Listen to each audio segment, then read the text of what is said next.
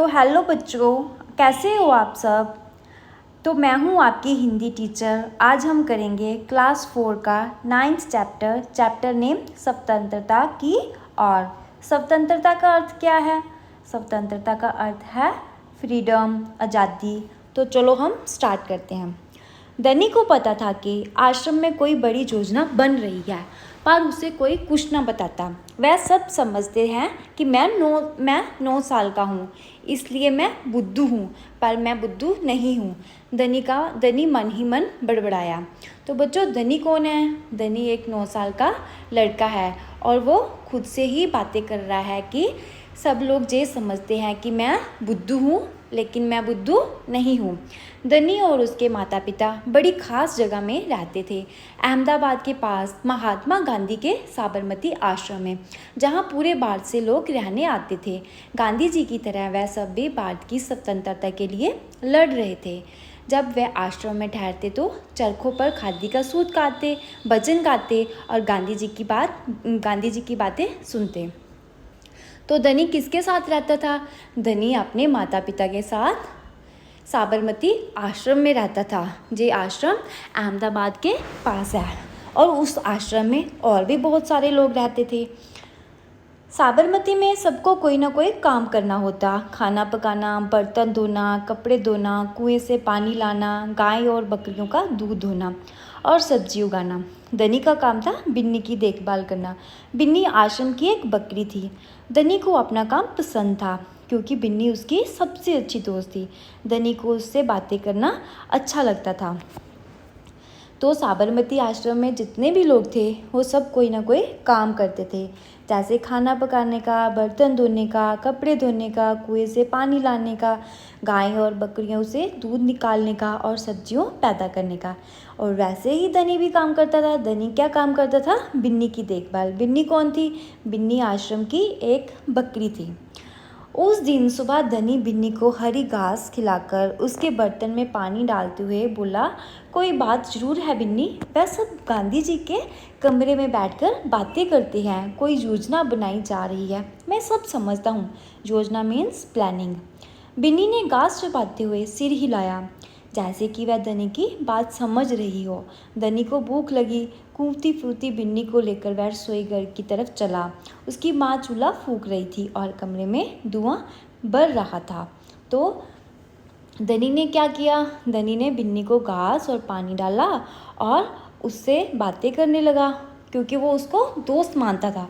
वो उसको कहने लगा कि जहाँ पर कोई ना कोई प्लानिंग हो रही है जो, और मुझे कोई कुछ भी नहीं बता रहा है। तो बिन्नी घास चर रही थी, तो उसने घास चरते चरते सिर हिला दिया कि जैसे उसको धनी की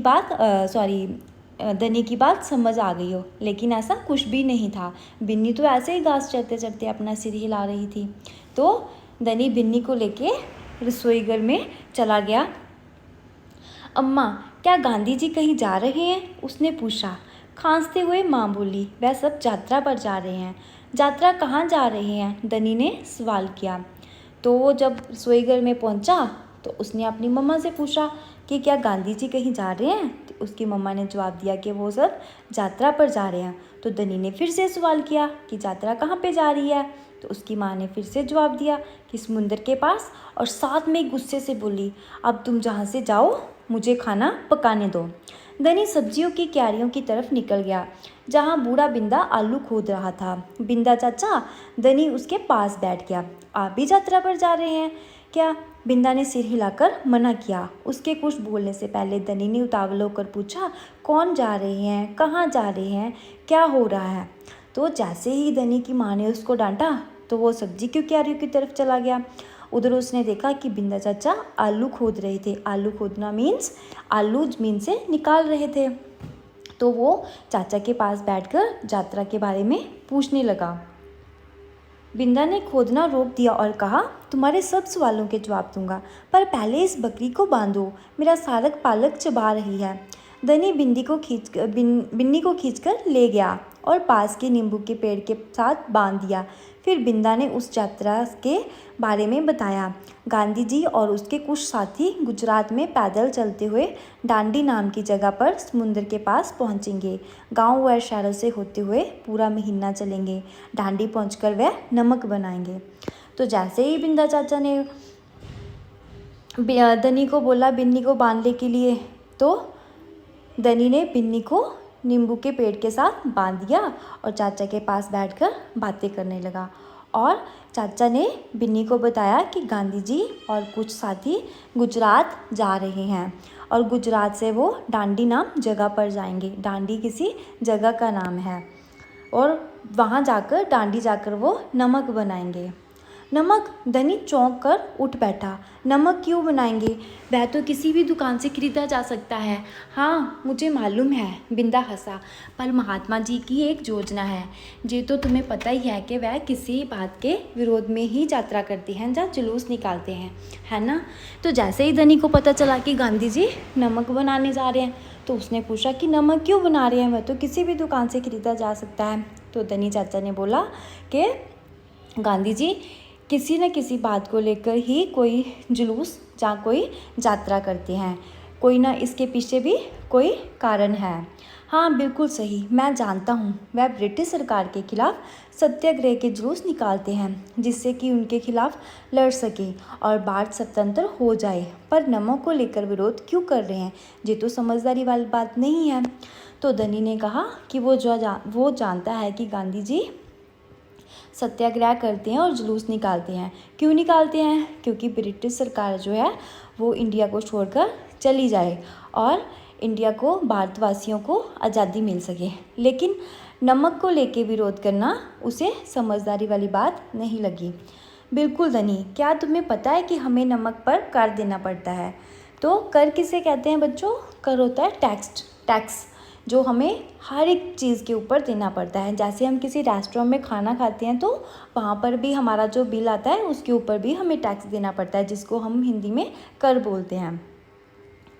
अच्छा, धनी हैरान रह गया। नमक की ज़रूरत सबको है, इसका मतलब है कि हम भारतवासी गरीब से गरीबी जेकर देते हैं, बिंदा चाचा ने आगे समझाया। लेकिन ये तो सरासर अन्याय है। धनी की आंखों में गुस्सा था। हाँ ये अन्याय है। इतना ही नहीं, भारतीय लोगों को नमक बनाने की मनाही है। महात्मा जी ने ब्रिटिश सरकार को कर हटाने को कहा, पर उन्होंने ये बात ठुकरा दी। इसलिए उन्हें निश्चय किया कि वह डांडी चलकर जाएंगे और समुद्र के पानी से नमक बनाएंगे। तो बच्चों, बिंदा चाचा ने क्या समझाया धनी को कि ब्रिटिश गवर्नमेंट ने नमक के ऊपर टैक्स लगा दिया था। तो महात्मा गांधी जी चाहते थे कि ये टैक्स नमक के ऊपर से हटा दिया जाए। इसी कारण उन्होंने ब्रिटिश सरकार से बात की, लेकिन ब्रिटिश सरकार ने मना कर दिया। तो गांधी जी ने फिर निश्चय किया कि वो खुद ही नमक बनाएंगे। आपको पता है नमक कहाँ से बनता है? नमक समुद्र के पानी से बनता है। 1 महीने तक पैदल चलेंगे, धनी सोचकर परेशान हो रहा था। गांधी जी तो थक जाएंगे, वे डांडी बस या ट्रेन से क्यों नहीं जा सकते? क्योंकि यदि वे इस लंबी यात्रा पर डांडी तक पैदल जाएंगे तो ये खबर फैलेगी, अखबारों में फ़ोटो छपेगी, रेडियो पर रिपोर्ट जाएगी और पूरी दुनिया के लोग ये जान जाएंगे कि हम अपनी स्वतंत्रता के लिए लड़ रहे हैं और ब्रिटिश सरकार के लिए ये बड़ी शर्म की बात होगी। तो जैसे ही बिंदी को पता चला कि गांधी जी पैदल जा रहे हैं, तो उसने सोचा और बिंदा चाचा को बोला कि वो किसी बस या ट्रेन से क्यों नहीं जा सकते? पैदल तो बहुत टाइम लग जाएगा और वो थक भी जाएंगे। तो बिंदा चाचा ने उनको कहा कि अगर वो पैदल जाएंगे तो इससे ज़्यादा लोगों तक बात पहुंचेगी, अखबारों में खबर आएगी, रेडियो पर रिपोर्ट छपेगी और पूरी दुनिया जान जाएगी कि हम भारतवासी अपनी स्वतंत्रता, अपनी आज़ादी के लिए लड़ रहे हैं। गांधी जी बड़े ही अक्लमंद है ना?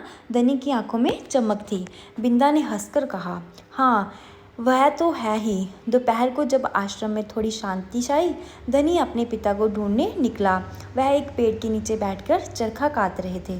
पिताजी, क्या आप और अम्मा दांडी यात्रा पर जा रही हैं? धनी ने सीधे काम की बात की। मैं जा रहा हूँ, तुम और अम्मा यहीं रहोगे, मैं भी आपके साथ चल रहा हूँ।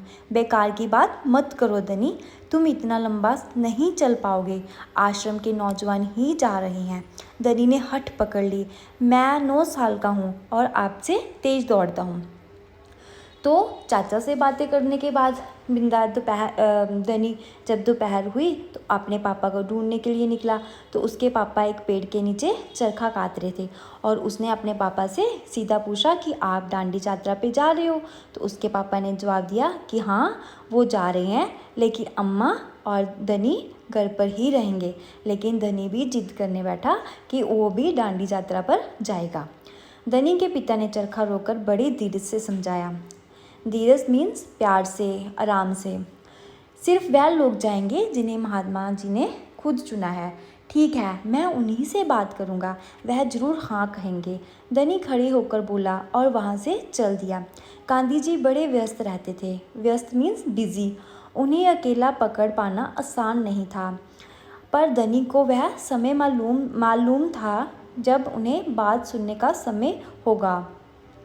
रोज़ सुबह वह आश्रम में पैदल घूमते थे। अगले दिन जैसे ही सूरज निकला, धनी बिस्तर छोड़कर गांधी जी को ढूंढने निकला। वह गौशाला में गायों को देख रहे थे। गौशाला होता है जहाँ पे बहुत सारी गायों को रखा जाता है एक ही जगह पे। फिर वह सब्जी के बगीचे में मटर और बंद गोभी देखते हुए बिंदा से बात करने लगे। धनी और बिन्नी लगातार उनके पीछे चल रहे थे। अंत में गांधी जी अपनी झोंपड़ी की ओर चले। बरामदे में चरखे के पास बैठकर उन्होंने धनी को पुकारा, जहाँ आओ बेटा। तो क्या हुआ, जैसे ही धनी के पिता ने मना किया तो धनी ने बोला कि वो खुद ही महात्मा गांधी जी से बात करेंगे कि उसे भी दांडी यात्रा पर जाना है। तो उसके लिए उसको पता था कि गांधी जी से वो कब मिल सकता है। वो गांधी जी तो सुबह के टाइम पर ही फ्री होते हैं। तो उसने क्या किया, जैसे ही नेक्स्ट डे हुआ, अगली सुबह उठकर गांधी जी को देखने चल पड़ा। गांधी जी के पीछे पीछे चलने लगा गांधी जी से बात करने के लिए। अंत में गांधी जी अपनी झोंपड़ी की ओर चले। बरामदे में चरखे के पास बैठकर उन्हें धनी को पुकारा, जहाँ आओ बेटा। धनी दौड़कर उनके पास पहुँचा। बिन्नी भी साथ में कूदती हुई आई। तुम्हारा क्या नाम है बेटा? धनी, बापू। और ये तुम्हारी बकरी है? जी हाँ, ये मेरी दोस्त बिन्नी है, जिसका दूध आप रोज़ पीते हो। धनी गर्व से मुस्कुराया। मैं इसकी देखभाल करता हूँ। बहुत अच्छा, गांधी जी ने हाथ हिलाकर कहा। अब ये बताओ धनी, तुम और बिन्नी सुबह से मेरे पीछे क्यों घूम रहे हो? तो गांधी जी को पता था कि बिन्नी और धनी सुबह से ही गांधी जी के पीछे घूम रहे थे। तो गांधी जी ने उनको अपने पास बुलाया और धनी का नाम पूछा और अपने पीछे घूमने का कारण भी पूछा। बहुत अच्छा, गांधी जी ने हाथ हिलाकर कहा। आप ये बताओ धनी कि तुम और बिन्नी सुबह से मेरे पीछे क्यों घूम रहे हो? मैं आपसे कुछ पूछना चाहता था। धनी थोड़ा घबराया। क्या मैं आपके साथ दांडी चल सकता हूँ? हिम्मत करके उसने कह डाला। गांधी जी मुस्कुराए। तुम अभी छोटी हो बेटा, दांडी तो बहुत दूर है, सिर्फ तुम्हारे पिता जैसे नौजवान ही मेरे साथ चल पाएंगे। पर आप तो नौजवान नहीं हैं। धनी बोला, आप नहीं थक जाएंगे? मैं बहुत अच्छे से चलता हूँ, गांधी जी ने कहा। मैं भी बहुत अच्छे से चलता हूँ। धनी भी अड़ गया। हाँ, ठीक बात है, कुछ सोचकर गांधी जी बोले, मगर एक समस्या है। समस्या मीन्स प्रॉब्लम। अगर तुम मेरे साथ जाओगे तो बिन्नी को कौन देखेगा?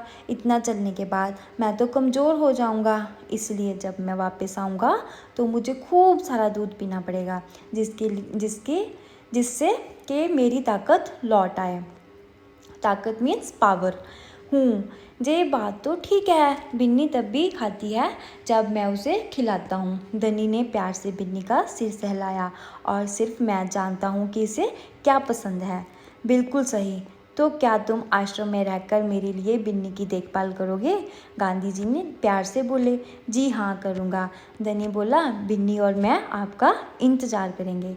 तो बच्चों, आप बताओ आपको जो कैसी लगी स्टोरी स्वतंत्रता की और आपने इस स्टोरी में से क्या सीखा, और आपको क्या सीखा है स्टोरी में से, आप मुझे कमेंट करके मेरे कमेंट बॉक्स में ज़रूर बताइए और मेरे चैनल को लाइक और सब्सक्राइब भी ज़रूर करिए।